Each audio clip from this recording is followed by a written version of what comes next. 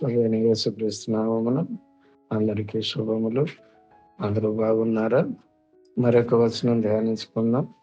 జకర్యా 14:9. యెహోవా సర్వలోకమునకు రాజయుండును. ఆ దినమున యెహోవా ఒక్కడే అనియు ఆయనకు పేరు ఒకటే అనియు తెలుపబడును. ధ్యానించుకుందాం. ప్రభువైన యేసుక్రీస్తు సర్వలోకమునకు రాజుగా ఉండబోతున్నాడు. ఆయన ఒక్కడే ప్రభు అనియు మరియు ఆయన పేరు ఒకటే, ఆయనే ప్రభువైన యేసుక్రీస్తు.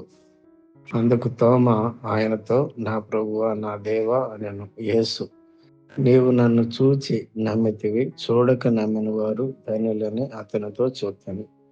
యోహాను 20:28-29. తోమ ప్రభువైన యేసుక్రీస్తు వారిని పరీక్షించి విశ్వాసం ఉంచాడు. కానీ దేవుని వాక్యమును అనుసరించి విశ్వాసం ఉంచువారు ఆయన శాశ్వతమైన రాజ్యంలో సదాకాలము ఉండుటకు మరీ ధన్యులవుతారు. దేవుడు మిమ్మల్ని దీవించి తన కృపను మీకు విస్తరింపచేయునుగాక. ఆమేన్.